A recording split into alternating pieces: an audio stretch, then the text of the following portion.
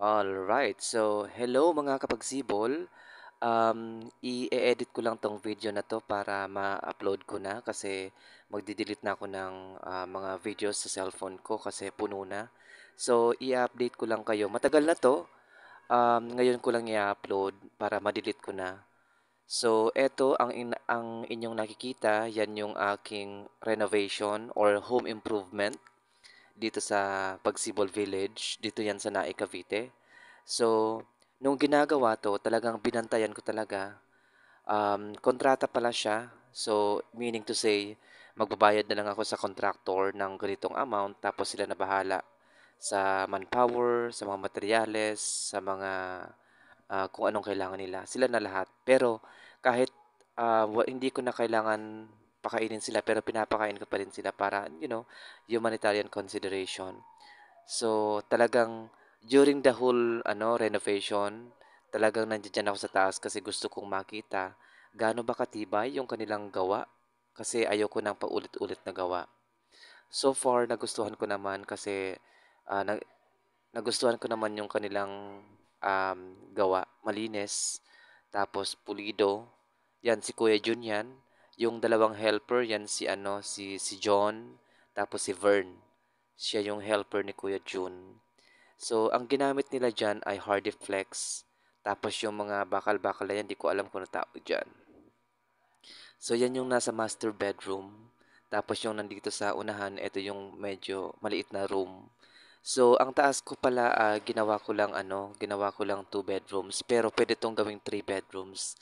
Pero para mas spacious, ginawa ko lang ng 2 bedrooms. So, of course, nandito ako sa master bedroom. Tapos yung aking contractor ay talagang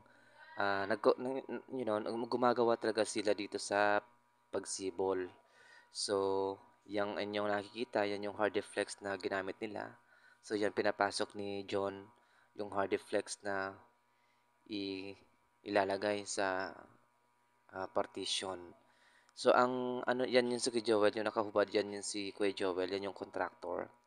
So, kung inyong nakikita yan, ikinakabit na yung Hardiflex. So, yung area na yan, yan yung master bedroom. So, diyan ako. Naka, yan yung kwarto ko. So, medyo malaki siya kaysa doon sa isa kasi sa isa, maliit lang talaga siya. Pang two person lang. So, yon. Yung may kama na yan or yung may higa na yan, yan yung um, maliit na room. Etong nasa loob na to, yan yung master bedroom. Tapos yung higaan na yan, yan yung tama lang talaga siya dyan. Binili ko yan para talaga dyan sa maliit na room na yan. So kung may mahanap akong magluluto dito sa bahay para magtinda ng mga ulam-ulam, lutong bahay, kanin, lugaw, spaghetti, merienda. So yan yung magiging kwarto nung nung magluluto habang hindi pa na ino-occupy ng aking kapatid kasi sa kapatid ko yung kwarto na yan eh. Tapos, yan yung cove light. Pinagawan ko siya ng cove light. Alam niyo kung bakit? Kasi, ang purpose talaga kung bakit ang kwarto ko ay may cove light. Maliit man at saka master bedroom. Both rooms are may cove light. Kasi, sabi ko, di ko alam kung saan ako magkukwarto. Dito ba sa maliit or dun ba sa malaki? So, ang ending, pinagawan ko na lang ng cove light para pag nabuo na, makakapamili ako.